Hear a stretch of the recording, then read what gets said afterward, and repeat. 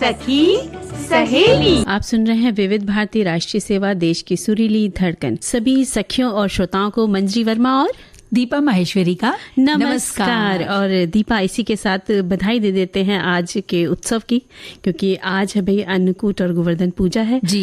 तो दीपावली के दूसरे दिन ये पूजा होती है, तो इसकी सबको बहुत बहुत बधाइयाँ। तो है ना, त्योहारों का बिल्कुल एक जैसे झड़ी सी लगी हुई है, तो सभी को बहुत बहुत शुभकामनाएं। और पूरी रौनक हो जाती है इन दिनों, है ना। तो रौनक तो हमारे देखो सखी सहेली के मंच में आज विषयों की भी रौनक है ना, हमेशा रहती है। आज की जो रौनक है वो भी बताते हैं। गीत मंजरी में हम बात करेंगे दिया, दीपक, इसके बारे में जी। तो इनका थोड़ा इतिहास भी जानेंगे और महत्व क्या है हमारे जीवन में, इसके बारे में हम बात करेंगे। हम चाहेंगे हमारे श्रोता भी इस क्या उनके जीवन में महत्व रखता है, तो वो अपना जो विचार है उन्हें साझा करें हमारे और साथ। इसके साथ ये भी बता सकते हैं कि भाई उनके यहाँ दिया को और कितने कितने नामों से जाना जाता है, लोक भाषा में क्या कहते हैं, या वो दियों को कैसे बनाते हैं, ये भी बता सकते हैं। और इसके साथ साथ आज भी दादी माँ के नुस्खे में हम बात करेंगे मुलैठी की। तो भाई इसकी बहुत खासियत होती है, तो बाद में जानेंगे। और आगे बढ़ते हैं कि भाई रंगोली के बारे में भी हम बात करेंगे कि लोग अपने घरों में दिवाली पे सबने रंगोली बनाई है, तो कैसे कैसे रंगोली बनाई है, तो ये भी बताएं हमें। वो भी बताएं हमारी श्रोता, हमारी बहनें, क्योंकि बहुत तरीके से किया उन्होंने। आज भी बनाने वाली है क्या, या और अगले 2-3 दिन तक बनाने वाली है, क्या करेंगे, क्या आसान तरीके अगर उनके पास हैं तो वो भी हमें बताएं। बिल्कुल। और इसके साथ ही देखो आज दीपा है अन्नकूट और गोवर्धन पूजा जी। तो दीपावली के अगले दिन यानी कि ये पूजा की जाती है, और इस पर्व में प्रकृति के साथ मानव का सीधा संबंध जुड़ा होता है। बल्कि हमारे जो सभी पर्व हैं हमारे, वो सब प्रकृति से ही जुड़े हुए हैं। कहीं ना कहीं अगर आप उसको देखें तो वो प्रकृति से जुड़े ही आप पाते हैं। बिल्कुल। और गोवर्धन पूजा में गायों की पूजा की जाती है। गोवर्धन पूजा के संबंध में एक लोक कथा भी प्रचलित है कि देवराज इंद्र को अपनी जो शक्ति थी उनकी, तो उनको लगता था कि ये मेरी शक्ति बहुत है, तो उन्होंने भगवान श्री कृष्ण के साथ उनका कुछ हो गया था, कथा थी। तो स्वयं जो विष्णु के अवतार हैं कृष्ण भगवान, उनकी एक लीला के बारे में है कि अस्तित्व को बचाने के लिए देवराज इंद्र ने अपनी शक्तियों का प्रदर्शन किया था, और उधर भगवान श्री कृष्ण ने अपनी लीलाएं भी रची थी। और प्रभु ने देखा कि ब्रजवासी उत्तम पकवान बना रहे हैं और ये किसी की पूजा में लगे हुए हैं, तो उन्होंने अपनी मैया से ये प्रश्न किया कि भाई ये किस पूजा की तैयारी कर रहे हैं। तो मैया ने कहा कि हम जो है देवराज इंद्र की पूजा के लिए अन्नकूट की तैयारी कर रहे हैं। तो मैया ने ये बताया कि हम अन्नकूट की तैयारी कर रहे हैं, और ये भी बताया कि इंद्र देव वर्षा करते हैं, उससे अन्न उपजता है और हमारे गायों को भी चारा मिलता है ना। तो बाल सुलभ कृष्ण भगवान, तो उन्होंने भाई ये भी प्रश्न कर दिया कि गोवर्धन पूजा की क्यों नहीं, पर्वत की पूजा क्यों नहीं करते हैं, क्योंकि हमारी गाय तो वहीं चरने जाती है। तो फिर मैया ने कहा कि नहीं, वो तो वहाँ पे चारा इंद्र भगवान बारिश करते हैं, इसलिए उनकी पूजा होती है। तो उन्होंने फिर एक माया अपनी लीला जो थी दिखानी शुरू करी, और जब इस तरह की बातें हो रही थी तो देवराज जो इंद्र थे, तो उन्होंने अपनी अस्तित्व को बचाने के लिए जो उनकी शक्तियाँ थी, तो उन्होंने उसको प्रकट करना शुरू कर दिया कि भाई अपना प्रताप तो दोनों को ही दिखाना था, तो उन्होंने भी वर्षा वगैरह शुरू कर दी। और इधर कृष्ण भगवान ने देखा कि लगातार बारिश भयंकर हो रही है, तो उन्होंने अपनी छोटी उंगली पर गोवर्धन पर्वत को उठा लिया और सबको बोला कि सब लोग इसी के अंदर आ जाओ। तो ग्रामीण ब्रजवासी गाय वगैरह सब उसी में आ गई, सब उसी में उन्होंने सबने वहीं शरण ले ली। हाँ, और इंद्र उन्होंने और तेज वर्षा करी।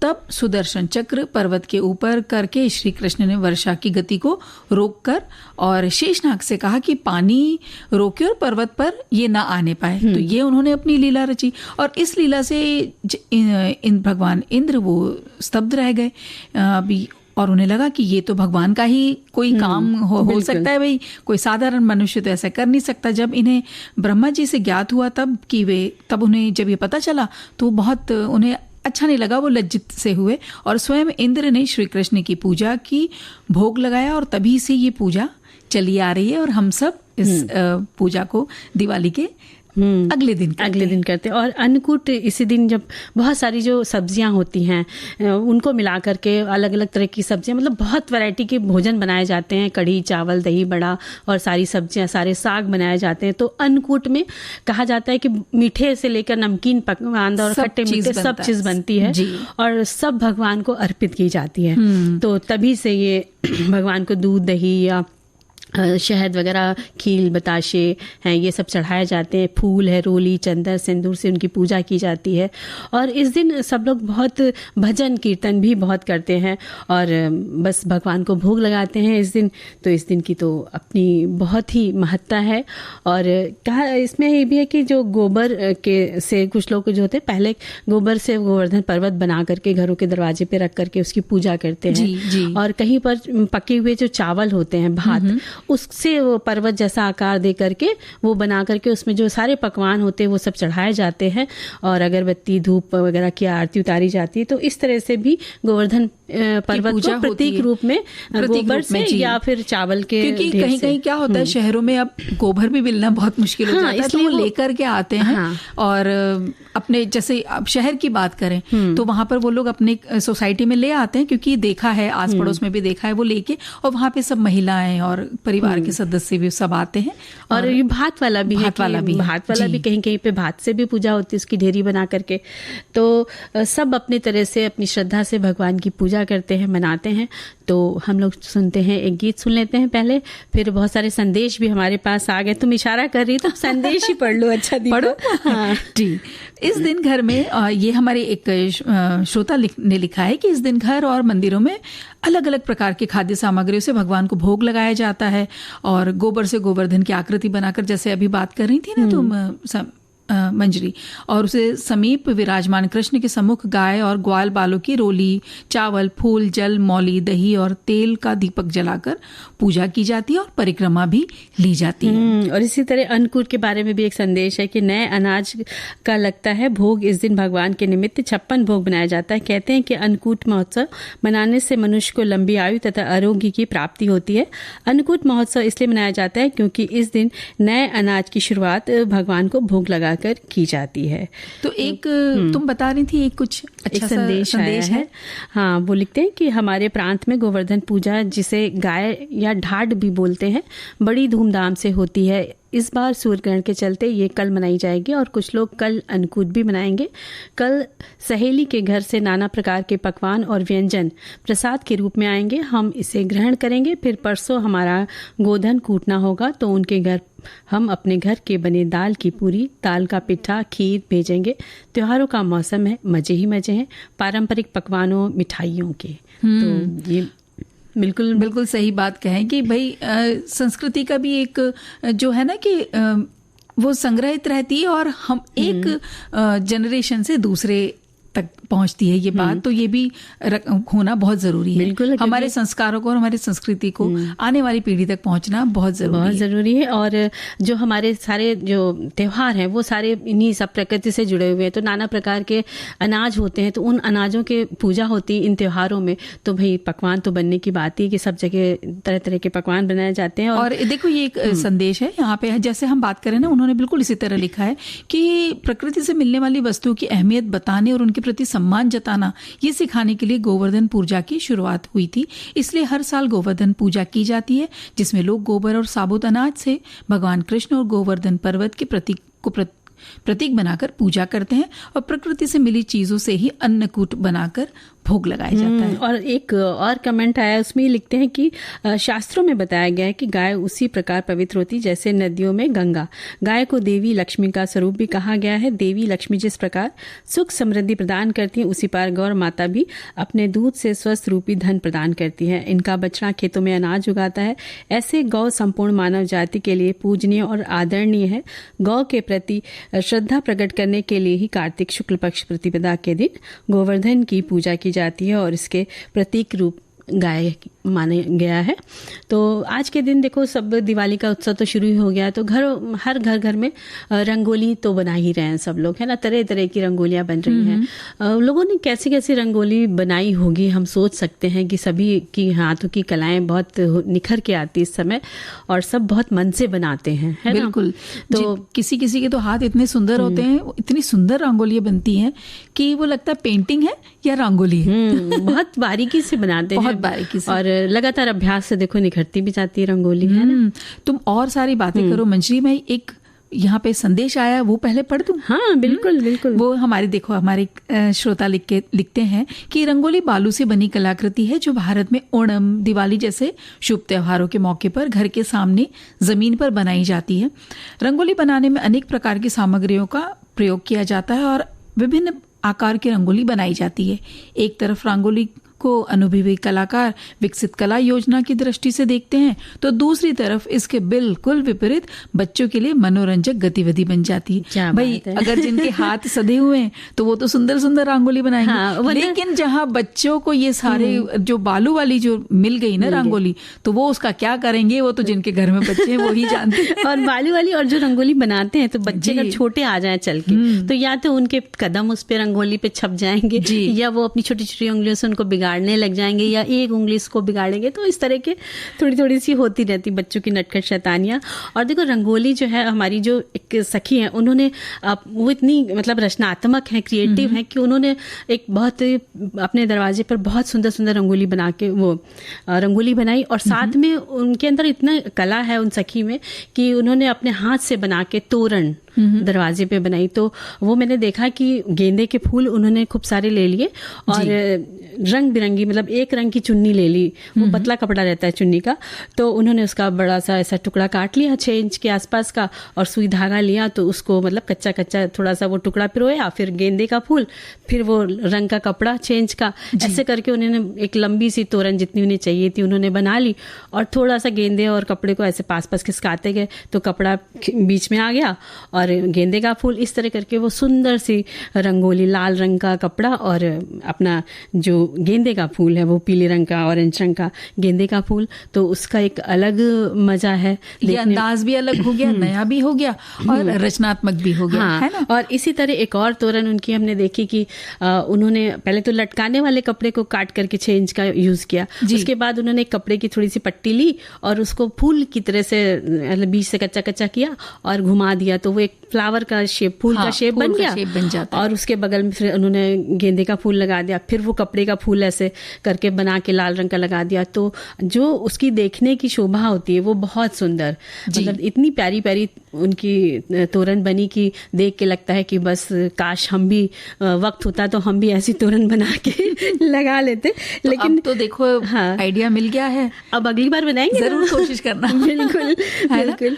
और पत्तियों से भी रंगोली बन सकती है, फूलों से बन सकती है, जैसे फूल के तो तरीके बताई दिया आपने मंजरी।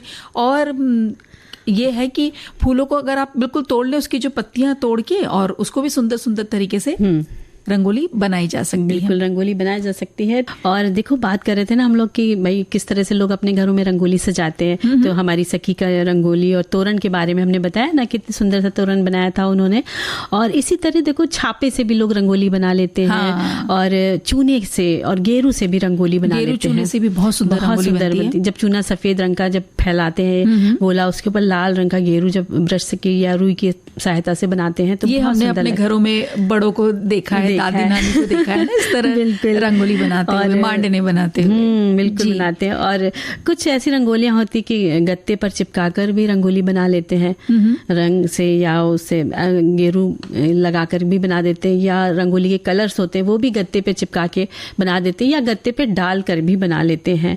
और अब बहुत आसान होता है कि भाई कागज के रंगीन कागज ले लें, उसकी कतरन इकट्ठी कर लें और वो बीच में भर के गोले में, और चारों तरफ से आप फूल बना करके भी रंगोली बना सकते। कुछ लोग ऐसे भी बनाते हैं, और पानी वाली रंगोली भी तो लोग बनाते हैं कि एक थी मेरी सखी, तो उन्होंने थाली पर तेल लगाया और उसके बाद उन्होंने छापा रखा और उसके ऊपर रंग डाल दिए रंगोली के, और उसके बाद छापा हटा लिया और पानी डाल दिया, तो वो मिला ही नहीं, मतलब घुला नहीं रंगोली का पाउडर, और आराम से वो रंगोली बनी रही, और बस साइड में उन्होंने फूल सजा दिए और बस दिया रख दिया। अगर समय कम है तो इस तरह भी कर सकते हैं। लेकिन जो बहुत अच्छी लगती है ना वो है बिंदु वाली रंगोली। बिंदी लगा के जो रंगोली बनाई जाती है ना, 10 से 10 वो किताबें भी आती है वो रंगोली डिजाइन उसको देख देख के बनाया जाता है, तो वो अपने बचपन के दिन याद करा देते इस तरह की रंगोली। कुछ लोग ऐसे भी बनाते कि चौक से रंगोली बनाई और बस उसमें कलर भर दिया। तो यानी कहना चाहिए कि सबकी अपनी अपनी कल्पना शक्ति है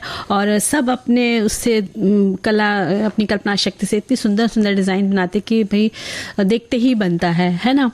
और देखो जब इतनी सारी मेहनत करते हैं तो कुछ ना कुछ गले में देखो खराश भी हो जाती है ना, होती है कि नहीं होती? हो जाती है कभी कभी। ये इस तरह से जो इन दिनों में हवा भी थोड़ी सी ठंडी होने लगी, सूखी होने लगी, और तो काम का दिवाली की सफाई में इतनी मेहनत हो जाती है कि भाई थकान तो होती है, तो गला पहले बोल जाता है, तो उसके लिए तो भाई क्या काम करेगा बता सकती हो ना कुछ तुम? दादी के माँ के नुस्खे में इशारा समझ रही थी, समझ गई हमारे सारे श्रोता भी समझ गए कि मुलेठी ये जो एक लकड़ी नुमा है ना, मीठी से स्वाद वाली जो होती है, ये कंठ रोग, उदर रोग, और ये जो हम बात कर रहे हैं गले के खराश की, उसके लिए, मुंह के लिए, आंखों के लिए, हृदय रोग हो, घाव हो, सांस लेने में कोई विकार हो, उसके उपचार के लिए बहुत साल से इसका उपयोग हो रहा है। और इसको चाहे टुकड़ों के रूप में आप इसे चूसें या चूरन बना कर रख लें, तो सभी तरह से इसका दोनों तरह से इसका काम लिया जा सकता है।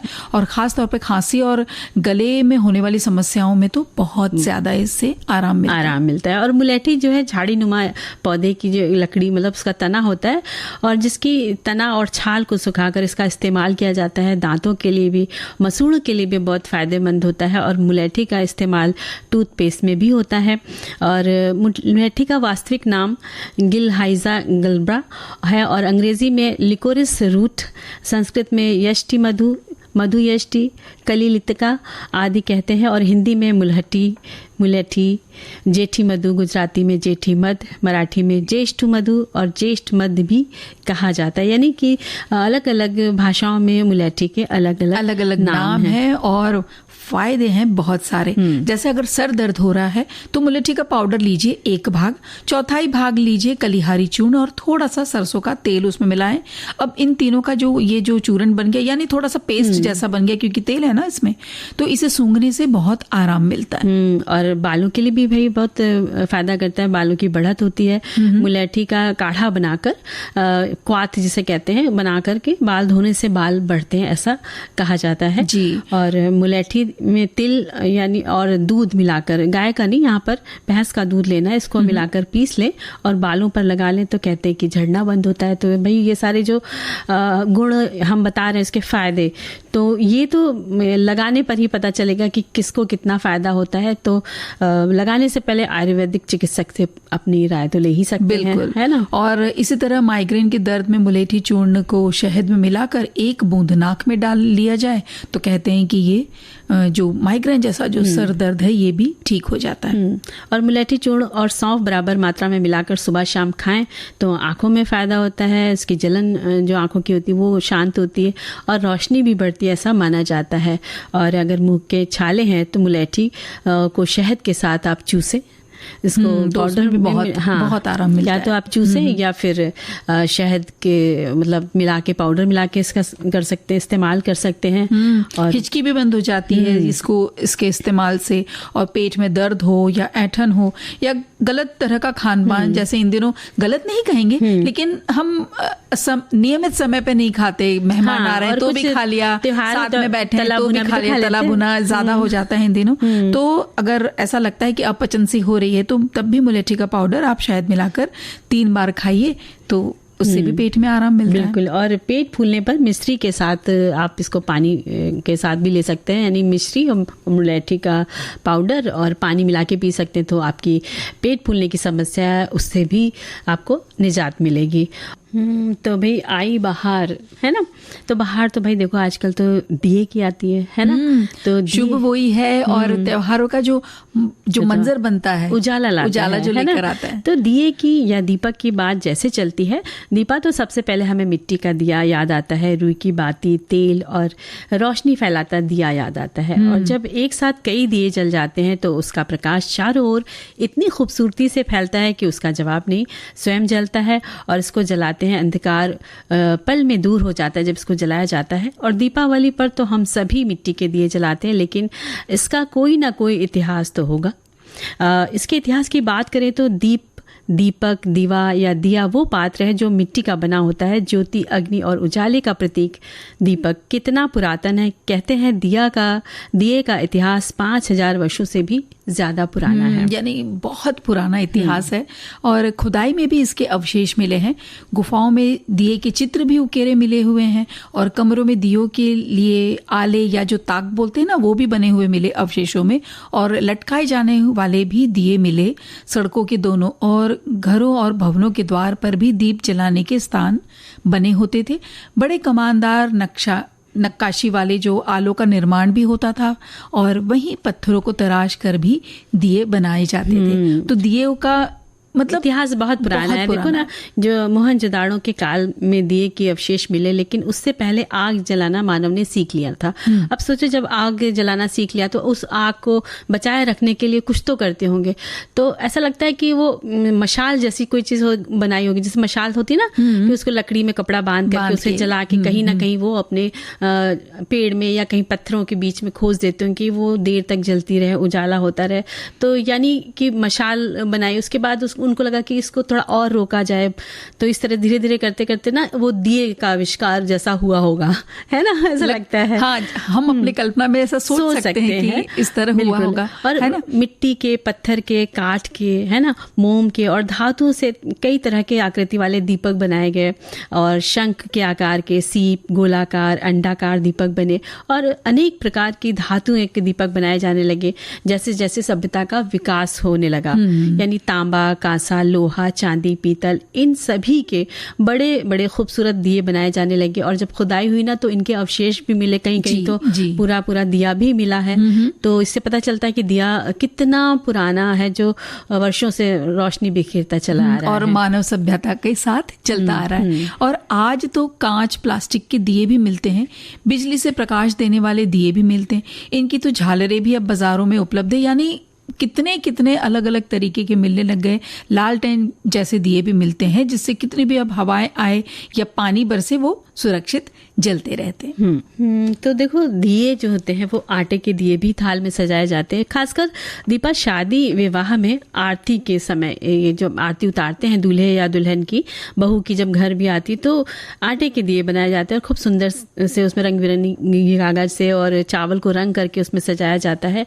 और यहाँ तक कि आजकल हमने देखा है बाजारों में गोबर और घास मिलाकर भी दिए, मिश्रित मिलाकर के भी दिए बनाए जाते हैं। मोम के दिए बन रहे हैं, और पानी में तेल और रुई की बाती लकड़ी में फंसाकर तैरा दिया जाता है। ये भी दिया खूब चलन में है, बड़ा खूबसूरत सा है। वो लगता है कि जिसमें तेल मतलब कम लगता है, और थोड़ा सा पानी में डाल दिया तेल, और बहुत देर तक ये दिया जलता है। और वहीं बहुत से शिल्पकार और कुम्हार हैं जिन्होंने बहुत ऐसे ऐसे अद्भुत दिए बनाए हैं, जिनकी कारीगरी देखी जितनी भी प्रशंसा की जाए कम है। कुछ मिट्टी के दिए 24 घंटों तक चलते हैं, ऐसे वो बनाते हैं दिए। तो ये तो दिए की कारीगरी की प्रशंसा है, लेकिन यहाँ पे हमारे कुछ जो श्रोतागण है वो खुद दिए की जो उनके नजर में क्या है, वो ये कहते हैं कि दीपक की रोशनी में भगवान खुद होते हैं, और अग्नि पंच तत्वों में से एक है। ऐसे में भगवान की पूजा करते समय दिया जलाने से सारी परेशानियां, दुख, अंधकार दूर हो जाते हैं। भगवान सारे दुख हर लेते हैं और जिंदगी में खुशियां भर जाती हैं।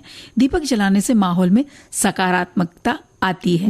क्या और बात है ना, ये बहुत सुंदर सुंदर संदेश है कि भाई हम क्यों अपने मंदिरों में या अपने घरों में हम क्यों सुबह शाम दिया जलाते हैं, क्योंकि वो एक अलग ऊर्जा, एक सकारात्मक ऊर्जा हमारे घर के माहौल में भर देती है। बिल्कुल, नकारात्मक ऊर्जा जो है वो घर से बाहर चली जाती है जब अग्नि प्रज्वलित होती है उन दियों में। इसी तरह हमारे एक और श्रोता ये लिख रहे हैं, मैं वो भी पढ़ के सुना देती हूँ। हाँ, बिल्कुल। ये कह रहे हैं कि एक दिया ही है जो स्वयं जलकर दूसरों को रोशनी प्रदान करता है।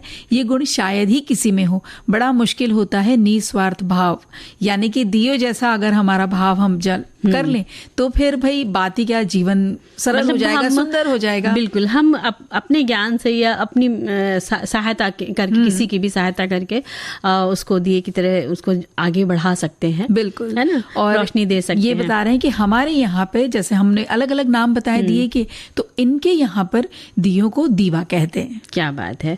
और देखो, मिट्टी के दिए कहीं फूलों की आकृति के मिलते हैं तो कहीं पशु पक्षियों की तरह बने होते हैं और मानव आकृति के भी दिए बने होते हैं। फिर उन पर किए गए चटक रंग भी सुंदर लगते हैं। कुल मिलाकर दिया किसी भी धातु से बना हो, उसमें नित्य नए डिज़ाइंस अपनी कल्पना के अनुसार धीरे धीरे दिए का आकार बदलता जा रहा है। क्योंकि जानवर बने होते तो उनके सर पर या उनके पीठ पर सुंदर सा दिया बना देते हैं। ग्वालिन याद है जो दिवाली में मिलती है, उसके हाथ में सर पे दिया रहता है। इस तरह से मतलब तरह तरह के है। कमल का फूल होता है तो उसमें भी दिया दिखा देते हैं। तो मंदिरों में तो हजारों दियों का समूह जो होता है एक साथ जलाने की परंपरा देखने को मिलती है। परंपरा की बात कर रही हो ना, तो देखो हमारे श्रोता कह रहे हैं कि दीपक भारतीय संस्कृति और जीवन में एक प्रकार का मिला जुला है। इस तरह से मिला जुला है कि इसके नाम पर भारतीय शास्त्रीय संगीत में भी एक राग का नाम है दीपक। और कहते हैं इसके गाने से दीपक अपने आप जल जाते हैं। क्या बात है। और विशाल सीमेंट से बना भी दिए के स्तंभ देखे जाते हैं ना, सीढ़ी के द्वारा उसमें तेल और बाती उसमें लगाई जाती है, जलाई जाती है। मंदिरों में देखा होगा ना, बहुत ऊंचा सा त्रिकोण त्रिभुज जैसा रहता है, बहुत विशाल सा। तो मिट्टी के कलश वाले दिए भी बने होते हैं। गणपति के साथ दिया, कछुए की पीठ पर दिया, मोर का दिया होता है, शंख का दिया होता है और पीपल के पत्ते जैसा भी दिया होता है। नारियल के संग भी दिया रहता है, घंटी संग भी दिया रहता है, तुलसा के चौबारे संग भी दिया बना होता है। और कहना चाहिए कि अनगिनत आकृतियों से निर्मित दिए जो होते हैं जब जलते हैं तो वो अपनी ओर आकर्षित करते हैं। मंजरी, दीप जलाने का मंत्र भी है हमारे पौराणिक ग्रंथों में, जिसका उच्चारण के साथ शुभ अवसरों पे दिया जलाना चाहिए। वो मंत्र है शुभम करोति कल्याणम आरोग्यम धन संपदा शत्रु बुद्धि विनाशाय दीप ज्योति नमोस्तुते। और इसका आशय है सुंदर और कल्याणकारी आरोग्य और संपदा देने वाले हे दीप, हमारी बुद्धि के विकास के लिए हम तुम्हें नमस्कार करते हैं। और दिए का तो अपना इतिहास है, महत्व है ना। तो दीपा, समय बिल्कुल समाप्त हो चुका है। तो सभी का घर आंगन खुशियों से भरा रहे, रोशनी से जगमग होता रहे। तो लेते हैं विदा मंजरी वर्मा और दीपा माहेश्वरी का नमस्कार।